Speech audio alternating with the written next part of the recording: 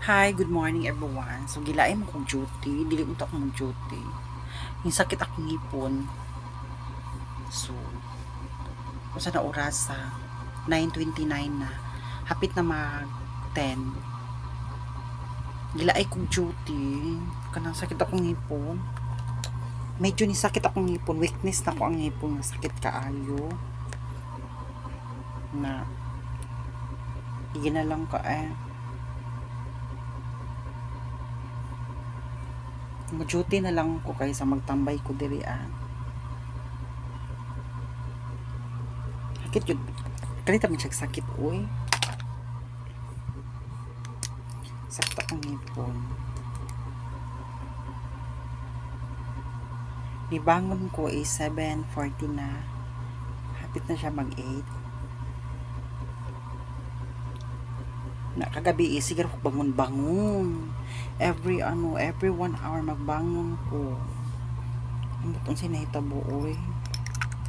Nag-aalingas ako gabi. Ang butla ko kasabot sa akong gibati. Katulog na pud ko. Kanang bisag makapin ko sobra ka init. Init ka ayod day.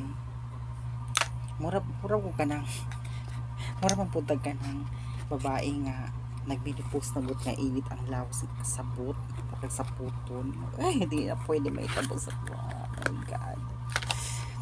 Mo ni siya murag gitay ginagpaano ko gituyo na ko na ingani. Kay tamad lagi kog duty kay medyo sakit-sakit akong ngipon. Nya karon kay na-realize na ako nga ko daghan pa ko mga bayro noon. There are so many pending bills. Kinahanglan bisag kapoy. Sa tinud lang kapoy naman manarbaho oy. Kuan na lang, enjoy na lang oy. Bisag kapoy, enjoy na lang ang trabaho. Dili man ta dato. Tindong istorya kanang gibati kong kuan kaluya sa lawas. Gibati kong kaluya nga wa ko kasabot sa akong gibati nga medyo ko emotional ko karon. Wa ko kasabot sa akong gibati at tinud lang istorya ay. Gusto ko magkulong sa kwarto. Ingani akong dati ingani jud akong sakit. Kanang mas mas okay ko kung magkulong ko sa kwarto nga wala ko'y laing ka istorya.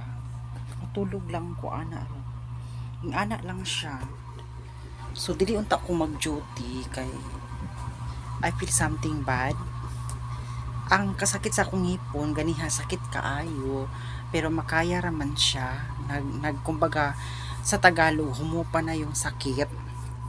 Pero dumating talaga sa point na niabot ko sa point na moral kapoy jud ko rin lang istorya as in kapoy ko ang lami kay dili i-duty gusto kong magpahulay unta pero dili man pwede kay kung magtambay ko dili kinsa man tayo muhatag sa kuag piso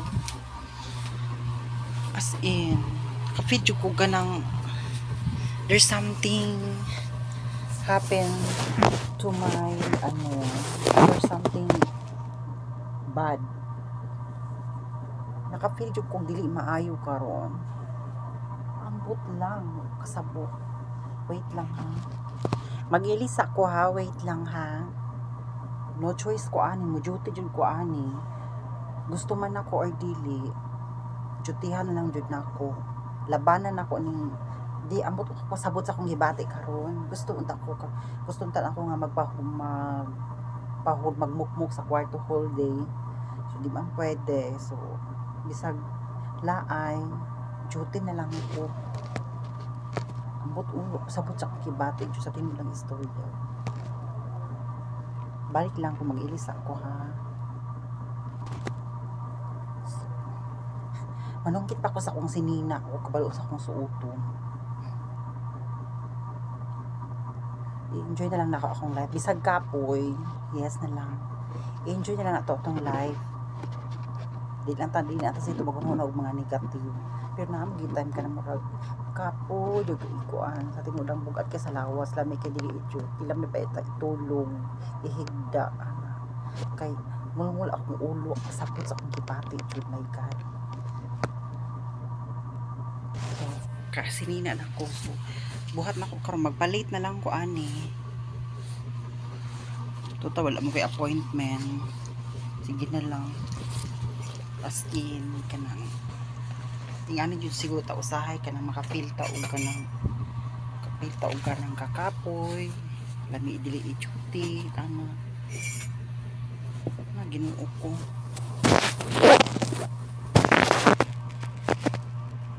Sa mga nakapilta kakapoy sa kinabuhi. Kapilyo tag ka nang dili maayo nga maka-encounter tao dili mga maayo. So kung mahimo labanan balag malito ko i-joke lang yapon, laban lang taan. So kato lang da Asian News once again, bye bye. Thank you for watching everyone. God bless us all and enjoy. Bye bye.